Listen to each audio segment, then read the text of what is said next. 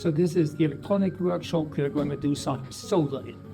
Most important tool is the soldering iron. It's this, but it has its own transformer to be heated. And the first thing is to switch it on.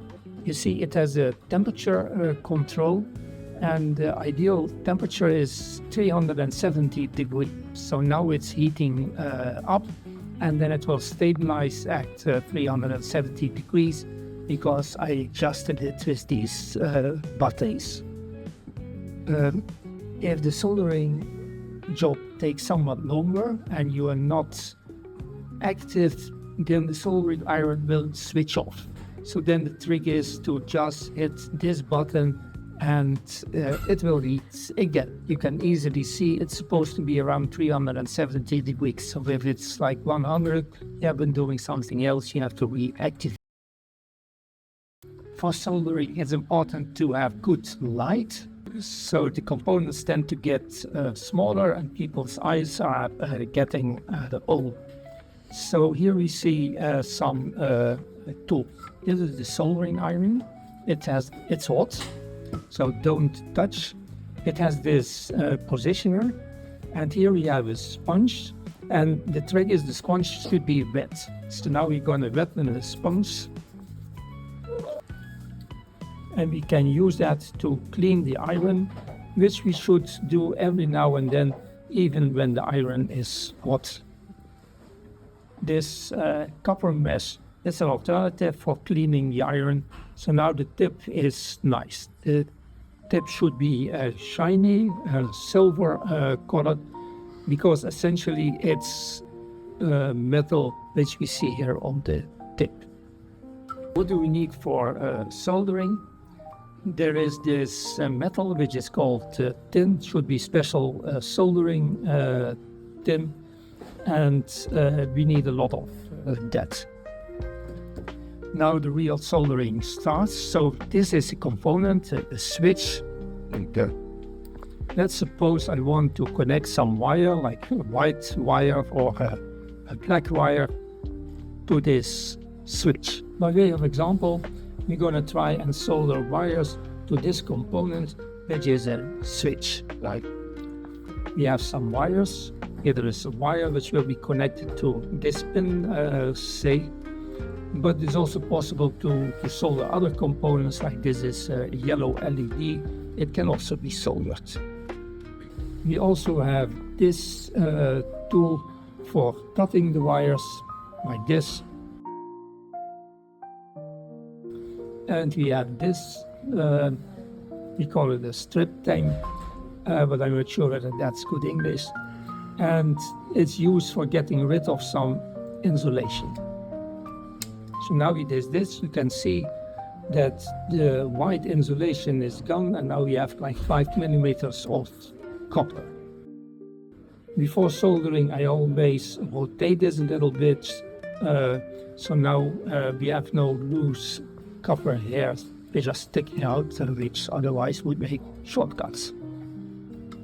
Now the trick is to have in one hand the soldering iron, and in the other hand the components, the wire and the tin. So you may discover that you would need more than 2 hands. So there is a trick for that, which is this tool, which we call de derde handje, the third hand. Let's put the component to be soldered in third hand. So now it's nicely stabilized. And before the connection begins, I do already a bit of tinning, which means the liquid tin, you see it melts, it's a fluid now, it makes drops. There goes the drop. I applied already some tin here, so this is prepared. It has already a nice layer of tin on top of it.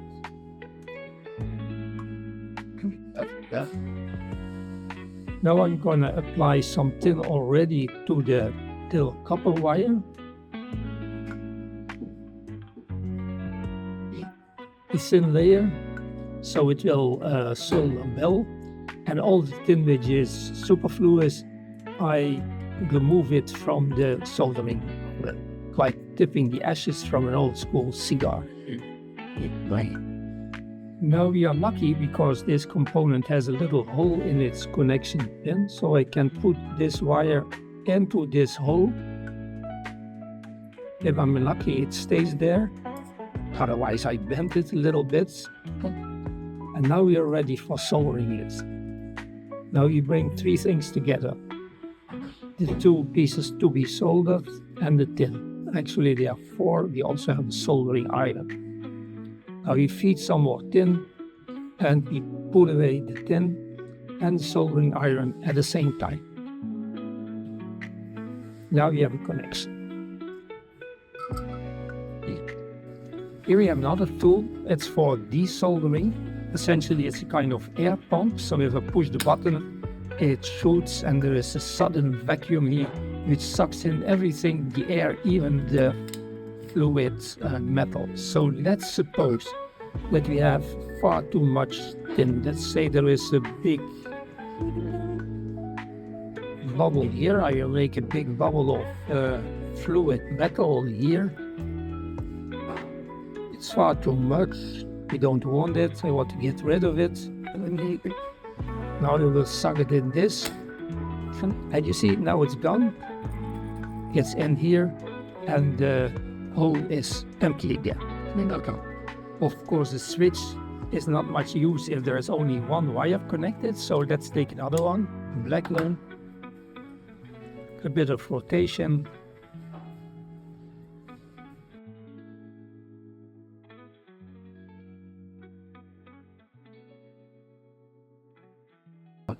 Tinning this one. Sticking it through and yeah.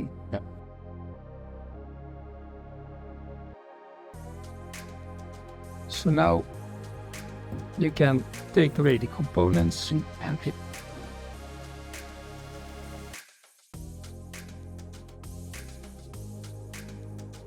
Now the switch is connected. You remove the wires. Now it's done. Once you're done, it's important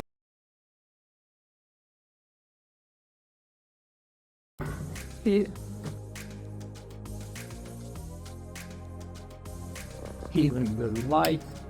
There's one thing I still like to explain. If you solder, you never make a bubble to carry the tin with the bolt to the components. So you never make a tin bubble just to carry the tin from here to there and here try solder. Don't do that. Get rid of old tin and take fresh one at the place where you're soldering.